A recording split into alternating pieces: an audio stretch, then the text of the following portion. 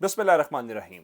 लाखों करोड़ों दुरूदो सलाम मोहम्मद मुस्तफ़ा सल्लल्लाहु अलैहि वसल्लम और आले मोहम्मद पर। मैं हूँ उमर दराज गोंदल।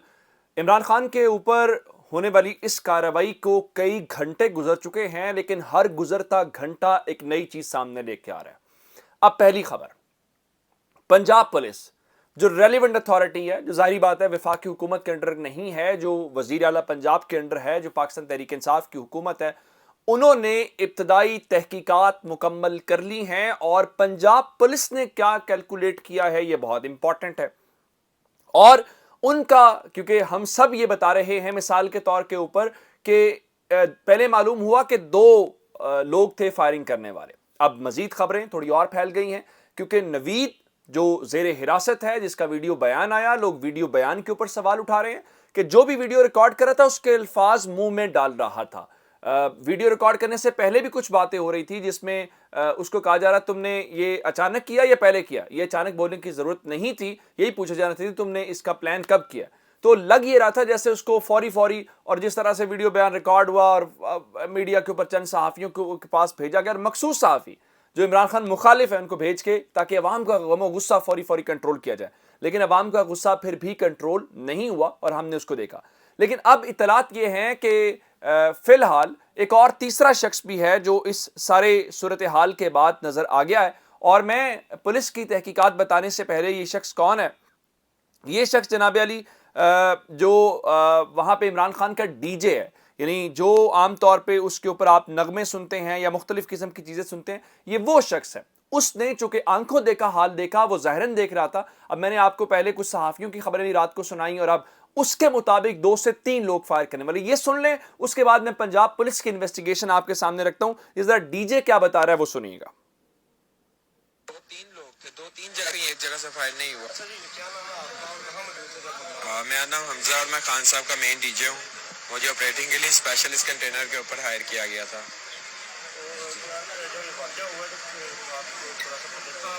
हाँ, बेसिकली मैंने खान साहब के लिए एक तराना प्ले किया हुआ था, साफ चली शफाफ चली।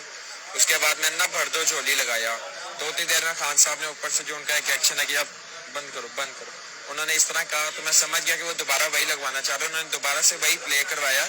तो जब मैं प्ले करवाने के लिए झुक के दोबारा उठाना, तो सामने वो बंदा था जिसने फायर किया, उसने डायरेक्ट फायर किया और वो सीधा मेरे बिल्कुल पीछे खान साहब थे। आगे पीछे आप लोग देख रहे हैं, खान साहब लेफ्ट साइड पे खड़े होते हैं, लेकिन आज वो बिल्कुल मेरे ऊपर खड़े थे, बिल्कुल मेरे साथ खड़े थे। और तो इस वजह से जो फायर है वो बिल्कुल मेरे पास से गया, जिसकी वजह से वो लोहे की शीट में लगा और उसकी वजह से मेरी इंजरीज आई हैं। ये बेसिकली 2-3 लोग थे, 2-3 जगह से फायर हुए, कहीं एक जगह से फायर नहीं हुआ। एक जगह से छोटी गन जो कि मीडिया में आजकल चल रही है, लेकिन जिसको मैंने देखा उसके पास बड़ी गन थी। उसे वो बिल्कुल सामने मोमटी टाइप में खड़ा हुआ था किसी जगह पे।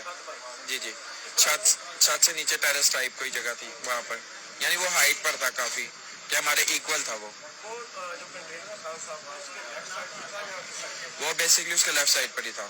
हाँ जी, क्योंकि लेफ्ट साइड पे ही जो एक एसएलजी कमांडो था वो भी अब आपको अंदाजा हो गया वो क्या बता रहा है। वो कह रहा है 2 से 3 लोग थे और उसने जिस शख्स को देखा उसके हाथ में पिस्टल नहीं था, बड़ी गन थी।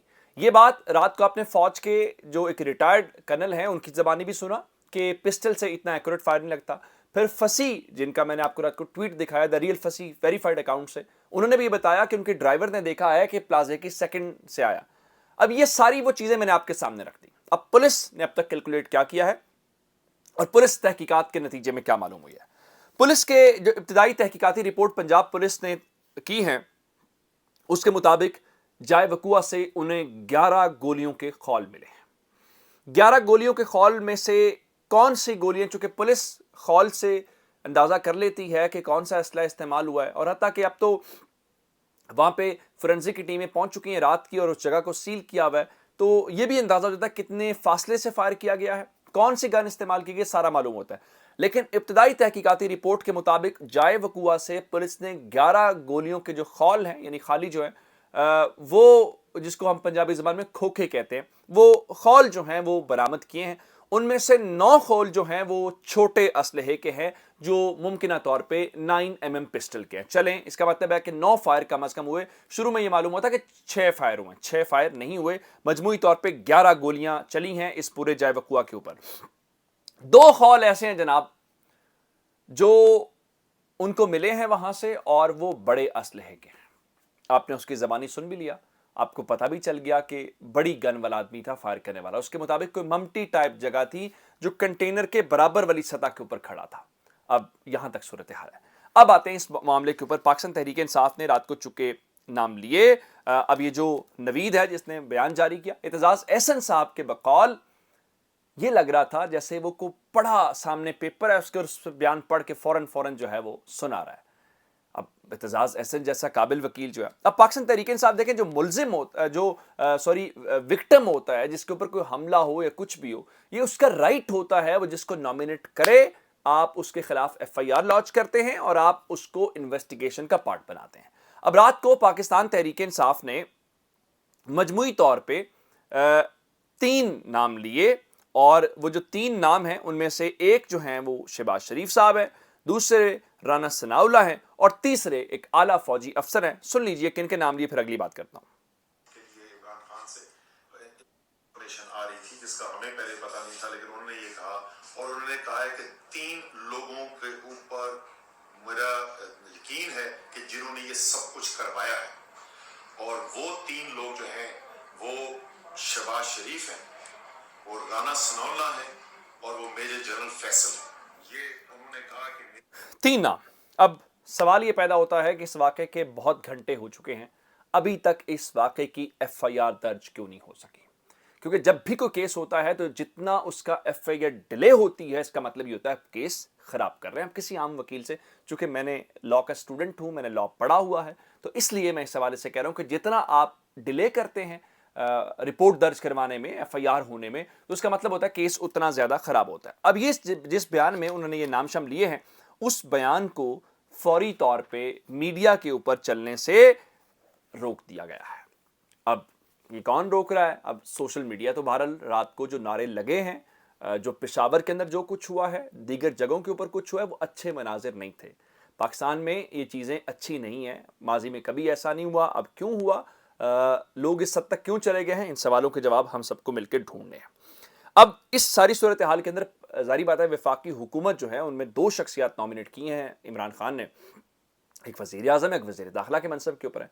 تو وفاقی حکومت نے رات کو فوری طور پہ یہ کہا پنجاب کو مراسلہ لکھ کے کہ آپ جے آئی ٹی بنائیں, اور جے آئی ٹی کے ذریعے آپ اس کی انویسٹیگیشن کریں, اور چونکہ آپ نے گرفتار کیا, چونکہ آپ کی پولیس نے گرفتار کیا, پولیس آپ کے انڈر نہیں, پولیس اتنی پنجاب حکومت کے انڈر ہے کہ فاروق حبیب صاحب کے اوپر رات کو فیصل آباد میں پنجاب کی پولیس نے فائر کیے ہیں. ان کا اس سے آپ کو اندازہ ہو رہا کہ پنجاب پولیس احکامات کہاں سے لے رہی ہے. چلیں, اگر جے آئی ٹی بنتی ہے تو جے آئی ٹی بننی چاہیے, تحقیقات ہونی چاہیے, معلوم ہونا چاہیے کہ کون ہے جو کم از کم اس سارے واقعات کے اندر ملوث ہے.